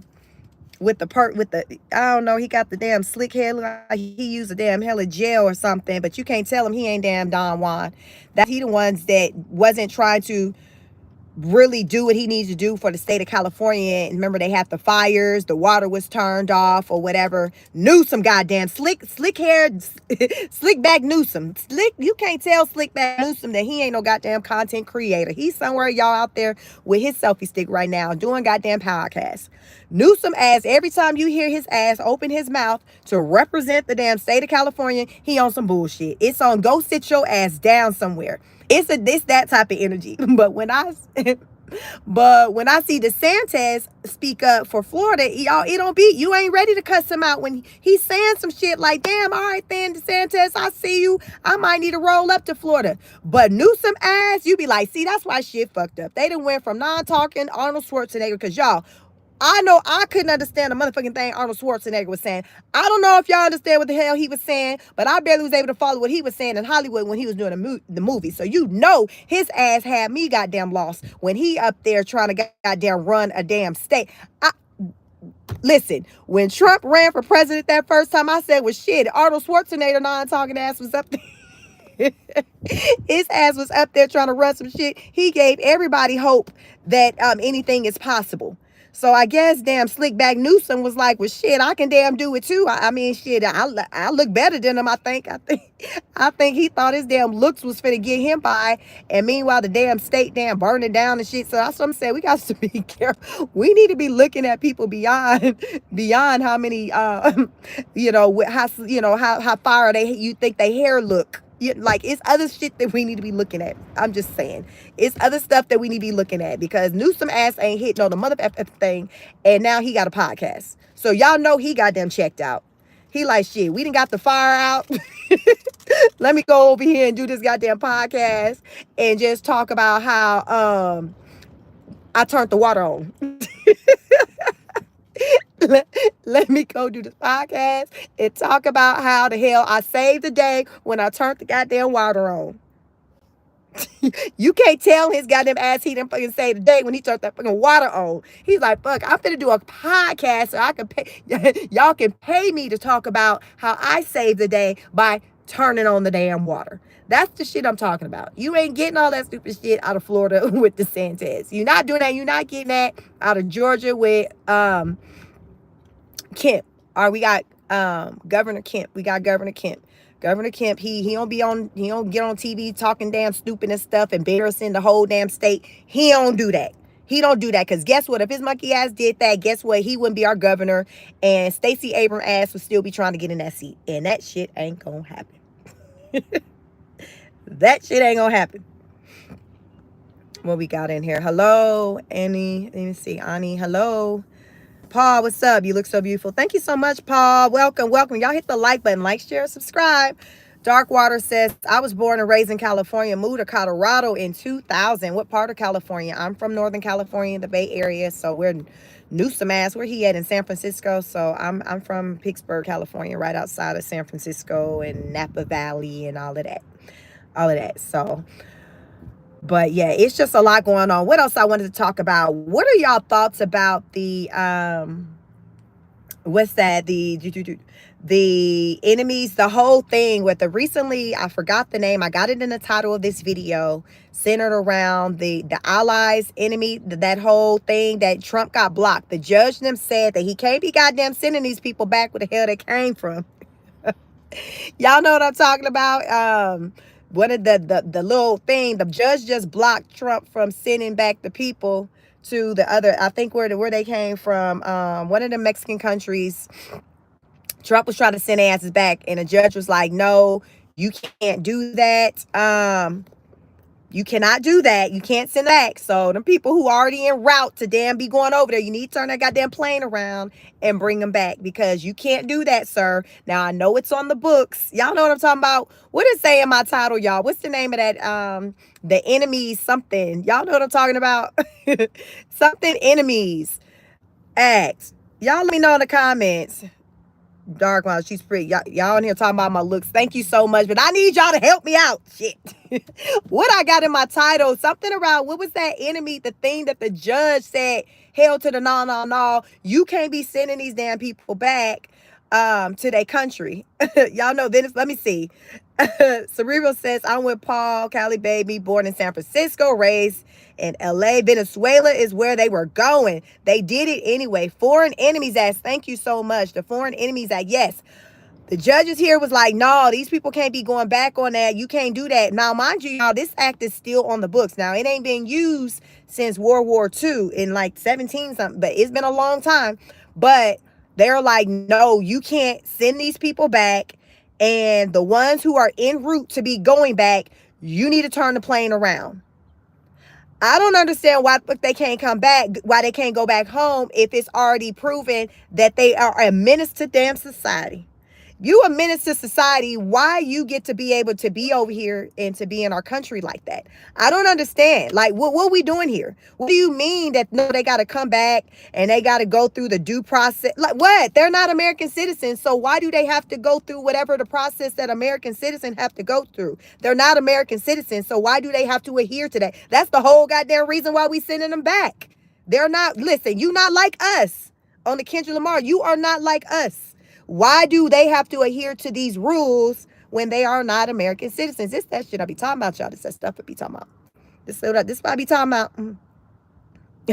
Tammy said, send a who back. There's this gang here from Venezuela out here, damn raising hell. I think you got that. Some of them was in Chicago. I think some was in Colorado. Some of y'all in here in Colorado, y'all had some of them over there. There was an apartment complex that I think this gang they had took over in Colorado, y'all. The people was too scared. They, instead of paying their rent to the damn leasing officer, the thugs, the people from the gang basically going collecting the rent money from the tenants.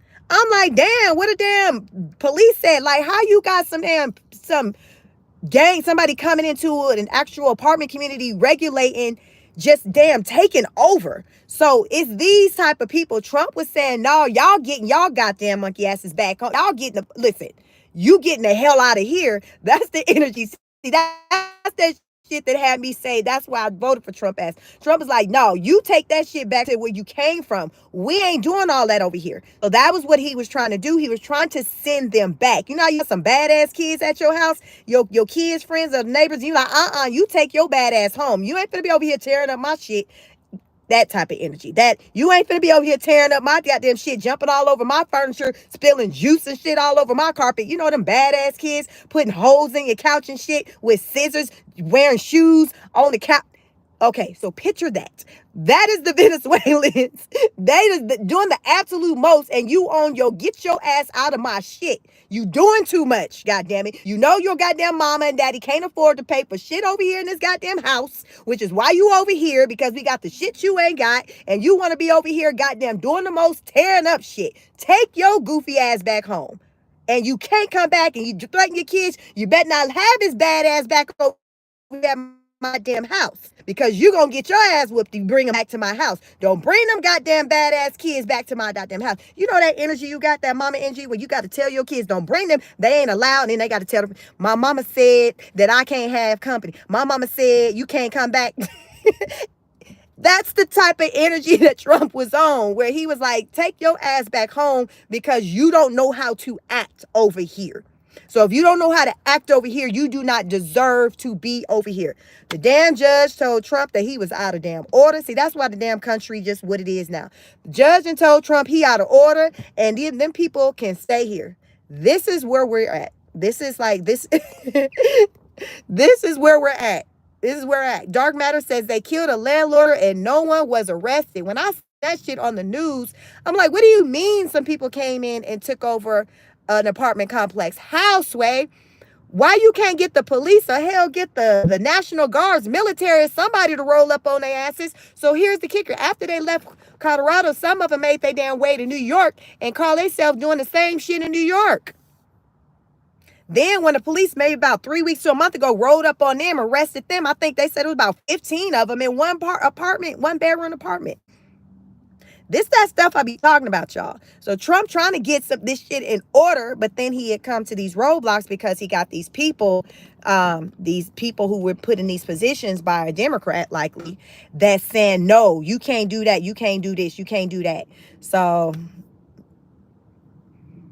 Hey, what's up, Kevin? How y'all doing? Stan, the man, says, because the powers that be will do anything to keep the money stream supplied by gang activity, human trafficking, and taking advantage of the workforce by underpaying and overworking. Yes. Did y'all hear? I think it was that Venezuelan president. He said that he got proof and he was going to slide Trump the paperwork where Biden had presented him, I guess, the deal of letting go the prisoners there, the misfits there, just let them go, release them, and let them come to America. Because what had happened was, word on the curb, is that the reason why it was okay for a lot of these illegal immigrants to come over here is because it would help with the voting, the Democratic vote. Send them over here because it's a numbers thing. They wanted them to be able to be able to vote. But here's the goddamn kicker, though. Most of the damn Hispanic people voted for Trump. Ain't that something? Most of the Hispanic population, like, they voted, like I believe the vast majority of them voted Trump, red. They didn't vote. So here it is. You done let these people come over here, and they goddamn doing the absolute most, raising all kinds of hell, and they didn't even vote for your monkey ass. That's that shit I'm talking about. How God don't like ugly. Because they still didn't vote for you when you was on some damn trying to do some backdoor type ish to get some votes, and you still didn't win. You still didn't win. Because what did you ever hear they say, like, if you don't go about it the right way, it's not going to happen for you? And to me, that's what happened to me with the Democratic vote. They didn't go about shit the right way, so it didn't work out for them. It wasn't favorable for them because they didn't do it the right way. See, God knows all. God knows all. God knows all. It's the reason why he allowed for Trump to be able to be the leader versus Kamala Harris to be the leader. Y'all marinate on that. Y'all marinate on that. It is a reason why, regardless of the things that we're seeing, God knows all. Remember, it is a reason why he said, no, Trump used to be the president and not Kamala. So a lot of this effed up stuff that we got going on, hell, all of it really, is because of the previous administration. Trump has to try to fix all this stuff, and it's not going to be an overnight fix. It is definitely growing pains, is what I like to call it, because people are definitely feeling the pain. As Bernie Sanders say, feel the burn. Hell, feel the burn. Like, the feel the burn is like got a new meaning now. Feel the burn. Feel the burn. And we're all feeling it. I know I'm feeling it. Akaro says we have enough U.S. citizen criminals. We are overload. Right. So how do you get mad at him for saying, hey, we already got enough? We always hear talks about our jails and prison systems being being filled to the max. So how do you argue him over saying, hey, I just want to send these illegal people, these people who are here illegally back home, or these people who came over here and say if they did have a green card or whatever and they're breaking the law, they need to go back home. Like, I don't understand what the problem is. clearly it has to be an agenda. It's like, do y'all want this damn government to just fall apart? Like, because remember, we almost was gonna have a government shutdown. The Democrat wanted like shut that shit down. They want to shut it all the way down because Judge because what's that name, Schumer? What's the Schumer guy? They cussed his ass smooth. They gave him the Biden treatment. They gave him the body treatment. Charles, this ass old, told him need to damn go to bed and be replaced by AOC. Like they no, they treat him like Biden, a combination of Biden. Chuck, yes, Dr. J, Chuck. They cussed Chuck ass smooth the hell out because his vote, I think, was a main. I don't know if his vote, if it kind of crossed over to allow for with the approval for the government to not be shut down and to be open and have funding through September 30th. But that I don't know if he needs to show up to the next month's meeting. Whenever the next meeting need to be, I don't know. He might need to call out sick because I think it's gonna be too soon. I was like, too soon. I think it's gonna be too soon because they're gonna be in there trying to throw them expensive $20 eggs at his damn head because they so pissed off at him for voting to keep the government open. Because his vote was to keep it open. But the Democrats like, nah, shut that shit down. But I think the reason why he voted to keep it open, because he like, hell, that's gonna be worse. What sense it make to shut it down? Like we already bad off. So now you saying shut it down? Listen, he like, I'm goddamn old, but I ain't that damn old. I know that shutting this shit down is gonna make things worse. I know that part. I know things are bad, but I got enough sense to know that if I shut it down, it's going to get worse. I don't know, y'all. I'm just saying. Titus says, absolutely all those commit crimes has to go back home or get in jail here. They don't even need to be in jail here because we ain't got the space. They need to just go back home and still go to jail, but go to jail in your own countries. Dr. J said, I would say criminals back home. Exactly. Just the fact says, OMG, I will never support a rapist. It is like, you have your moral compass. Like, if somebody rocking in a way that don't align with what your beliefs are, that's the right that we have. And these criminals doing the absolutely most over in our country, it doesn't align with our president's beliefs, and that's why he's saying they need to take their asses back home.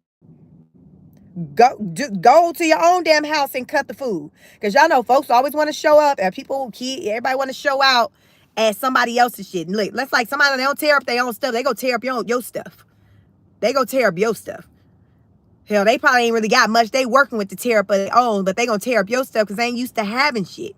Like these people who come to America, these places, it's a reason why they're coming here, because it's better here than what they have there, wherever they came from. So here it is, they coming here and they doing the damn most, tearing up shit, just acting, running amok. And Trump like, what? Wait, Hold on, Kimosabe. Hold on. What we doing here? What the hell we doing here? You act like you want to goddamn get sent home. That's what you damn doing. You acting like you don't want to stay here no more. Because doing this type of shit, it doesn't allow for you to continue to stay here. Now, this stuff is just common sense stuff. This ain't that deep. This is just basics, like just common courtesy stuff. Like, you don't go to somebody else's shit and just show the hell out and then get pissed off when they want to damn cuss you out and send you packing. And you want to be in your feelings talking about, well, you didn't have to call me out my name like that. Like, this is what's happening. People are doing the absolute most, and then they pissed off at how people are responding to them. Like, you started it. You came over here killing, raping, murdering, robbing, and then you want to talk about rights? But first of all, goddamn, you ain't got no rights here because you, first of all, this shouldn't even been here because you damn snuck your goddamn way in here. Like, so what do you mean you need to have some rights? That's like, y'all, somebody breaking into your house. You come home, they got their goddamn heels kicked up, eating your goddamn BOGO ice cream. You done got buy one, get one free at the goddamn grocery store. And then you pull them by their goddamn hair and tell them to get the hell on. And they talking about you violating their personal space.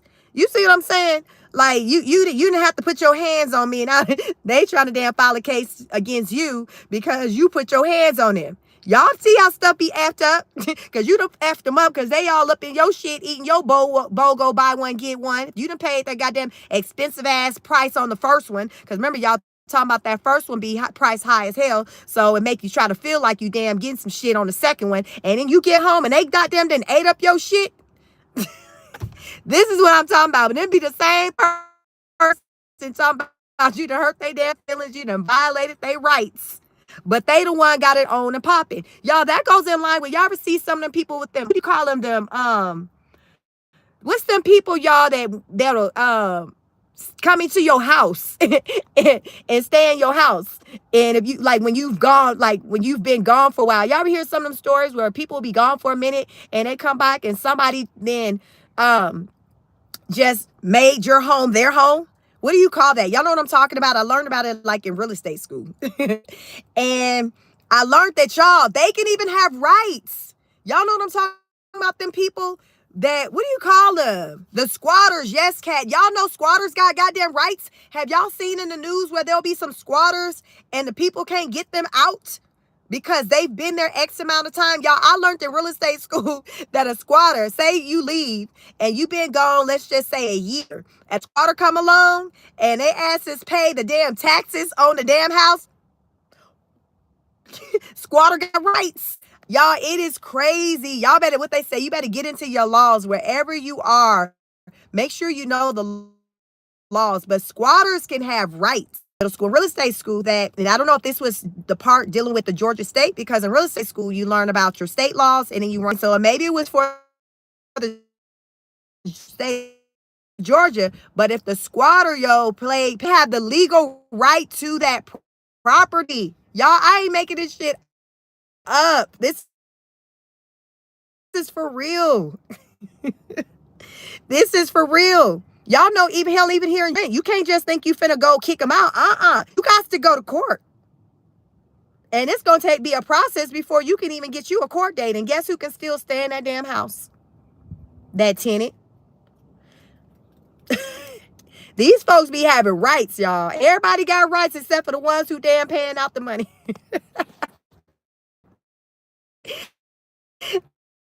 The ones who paying the taxes and putting the bill, you got the least amount of rights.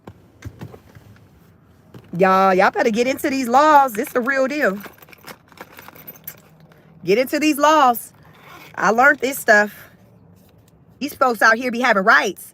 It's no different than, say you in a relationship with somebody and you let them stay with you and they get some mail coming to your goddamn house. So y'all let somebody stay with you. Don't let their asses get no mail coming to your damn house if you want that shit to be temporary. Because if they prove that that's their resident, oh, you can't. This is our house. It ain't no putting me out. There's no putting me. Normally, when the mail coming to that address, guess whose house it is? It's their house too. So y'all got to go through the courts and, yeah, let the court work it out. But so be careful when you letting somebody come stay with you. Make sure that they not using your address for anything, because that's their proof that they have.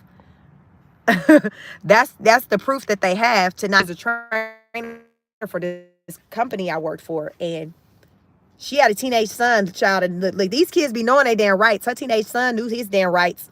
So she wanted to put him out. He was a teenager. He had to be probably maybe like 20. I don't know, a young, probably like the age of my older son. So like around 20. She wanted him to get out. He told her he wasn't going nowhere. He had rights. That was his residence. He didn't have to get put out. She done wrote up a damn fictitious letter. she to the job using the company damn copy paper and printer. She done drew up a letter and wrote it and created this letterhead and made it seem like it was coming from like the state of Georgia. Put it in an envelope and then and had it at the house delivered to him. So therefore, I think one day, he went at the house or something.